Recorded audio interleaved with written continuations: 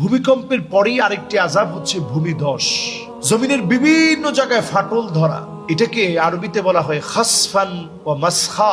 জায়গায় জায়গায় বড় বড় গর্ত তৈরি হবে। ওয়ার্ল্ডের বিভিন্ন জায়গায় এখন এই গর্তগুলো তৈরি হচ্ছে, ফাটল তৈরি হচ্ছে। এই ফাটল তৈরি হলে এগুলো আটকানো যায় না। আমাদের দেশে হয় নাই তা না, আমাদের দেশে বিভিন্ন জায়গায় হয়েছে, বিভিন্ন বড় বড় ফাটল ধরেছে। এই ফাটলগুলো ধরবে, নবীজি সাল্লাল্লাহু আলাইহি সাল্লাম 1450 বছর আগে বলে গিয়েছেন, সেগুলো সত্য হচ্ছে। এই ভূমিকম্পের পরেই ফাটলের মতো আযাব আসে। এই আযাবগুলোর সময় আমাদের করণীয়, বেনামাজি মানুষগুলা নামাজি হওয়া, বেপর্দায় যারা রয়েছে তারা পর্দানিশীন হওয়া, বেআমলি যারা আছে তারা আমলি হওয়া, বেশি বেশি করে ফানিআমা আজরুল আমিলিন, বেশি বেশি করে আমলের ভিতরে নিজেকে দেখবেন। আর রুজুউ মিন সিফাতিন মাযমুমাতিন ইলা সিফাতিন মাহমুদা, নিজেকে আগে যেমন খারাপ কাজের মধ্যে দেখতেন, গুনাহের মধ্যে দেখতেন, এখন সওয়াবের কাজের মধ্যে দেখেন। আপনার কারণে আল্লাহ তাআলা আযাব উঠিয়ে নেবেন। ভূমিকম্পের পরপরই আরো একটি ভয়াবহ আযাব হচ্ছে চতুর্দিকে আগুন ছড়িয়ে পড়া। এটি ভয়ঙ্কর একটি আযাব। ফালিয়ারতাকিবু ইনদা যালিকা রিহান হামরা, চতুর্দিকে আযাব আযাব, আগুন ছড়িয়ে পড়বে।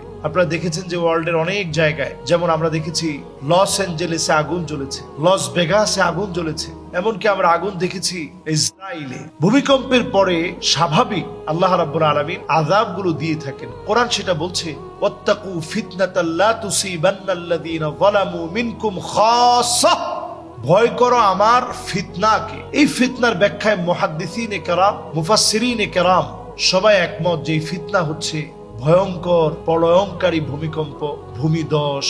এমন আগুন যে আগুনের কোনো উৎপত্তি স্থল নেই, হঠাৎ করে জ্বলে উঠেছে। ফায়ার সার্ভিস যে আগুন নিভাতে পারে না, শক্তি দিয়ে যে আগুন নেভানো যায় না, এরকম আগুন ছড়িয়ে পড়া, এগুলো ভূমিকম্পের পরে আসে। একটার পর একটা সিরিজ আযাবগুলো চলে আসবে। পাপের নগরী হয়ে গেছে আমাদের এই নগরী। এখানে ছিনতাই, এখানে রাহাজানি, এখানে মারামারি, এখানে কাটাকাটি, জনজীবন প্রশ্নবিদ্ধ, মানুষে মানুষে রক্তারক্তি শুরু হয়ে গিয়েছে। এই জন্য আল্লাহ রাব্বুল আলামিন বড় বড় আযাব দিচ্ছে। ফিরে আসুন কোরআনের দিকে, ফিরে আসুন ইসলামের দিকে। যদি বাঁচতে চান, অন্য কোনো কিছু দিয়ে আপনি মোকাবেলা করতে পারবেন না, শুধু আমল দিয়ে এই আযাব থেকে বাঁচতে হবে। আল্লাহ রাব্বুল আলামিন আমাদেরকে হেফাজত করুন।